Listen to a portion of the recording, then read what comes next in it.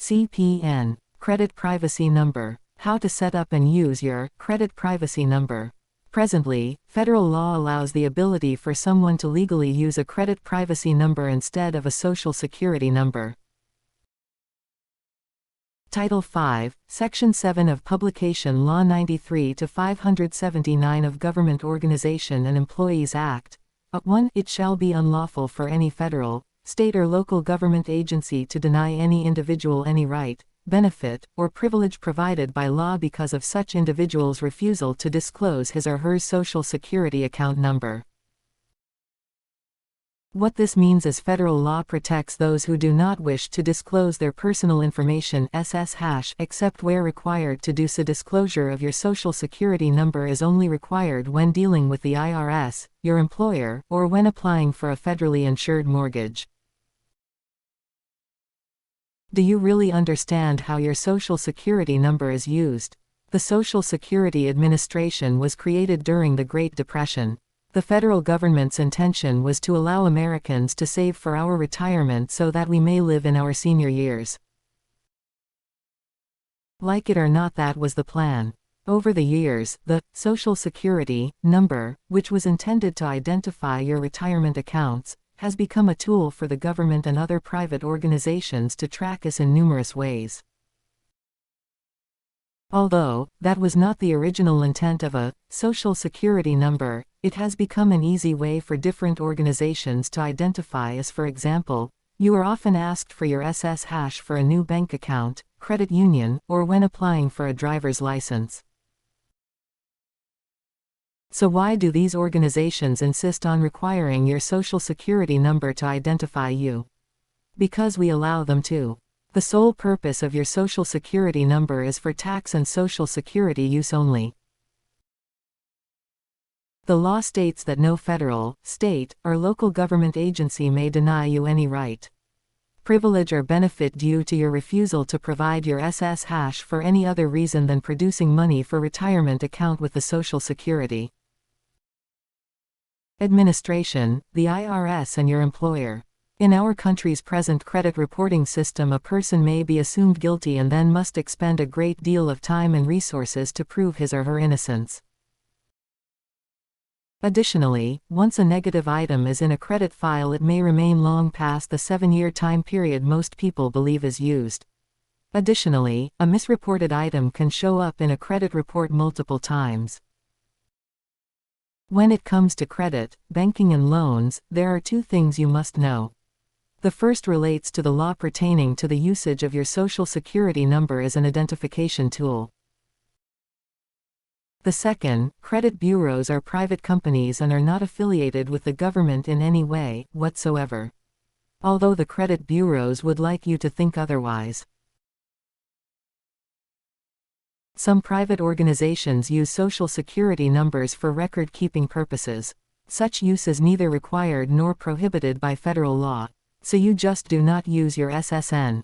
The use of a person's social security number by such an organization is for its own internal records, and they are purely a private matter between the organization and the person.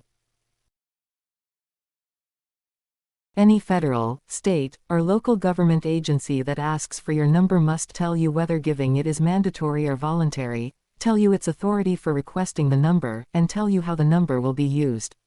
What does this mean? The present law does not require you to furnish your SSH to private organizations. Credit bureaus are private businesses, therefore you do not have to provide them with your social security number.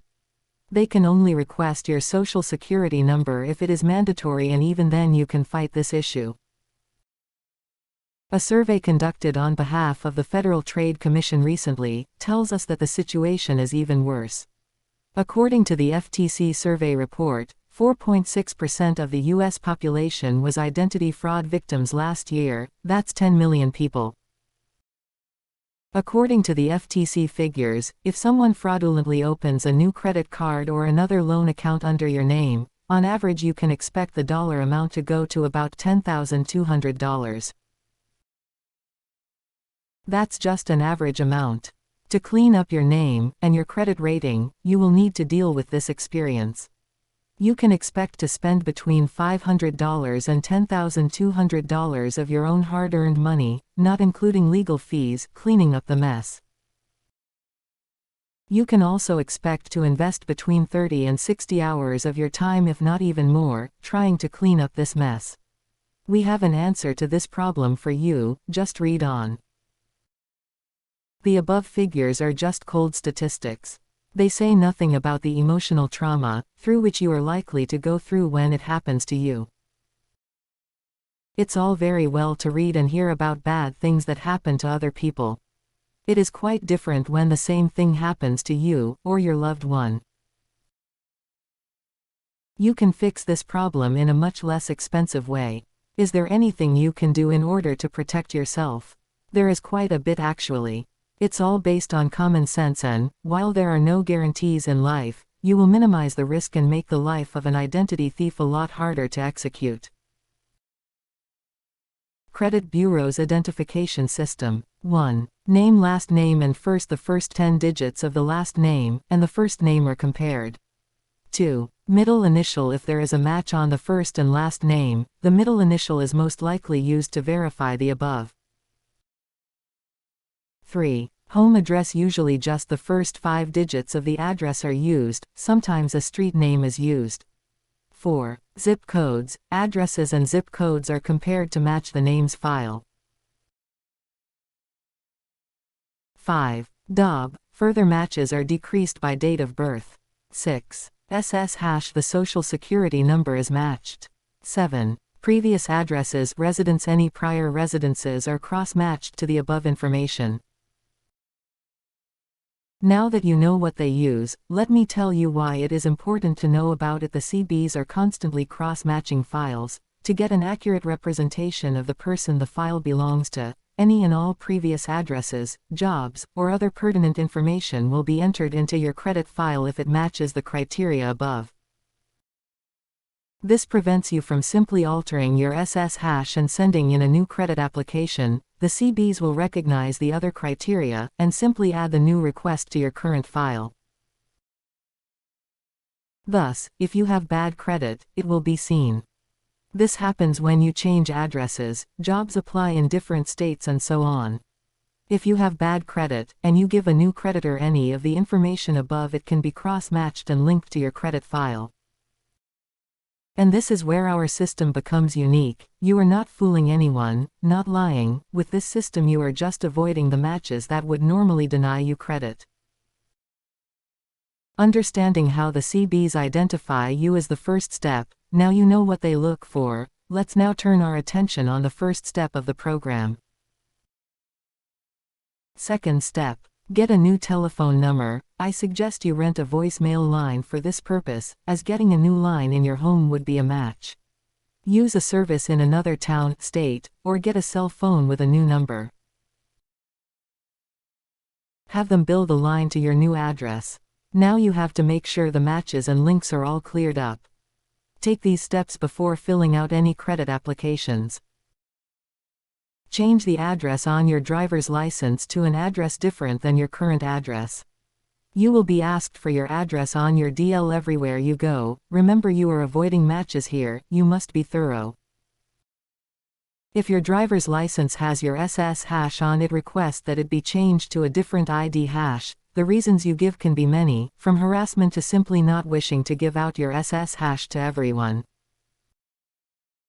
Check with your local DMV on their rules concerning changing DL hash. You should have no problem. Now in the future, if some creditor asks for your DL hash, it will be different and not tied to your old credit file, alas. A match. If you find you cannot change your DL hash, then do not put it down on new credit applications. Only federal, state and local government agencies can make you divulge your SS#. No one else has that right.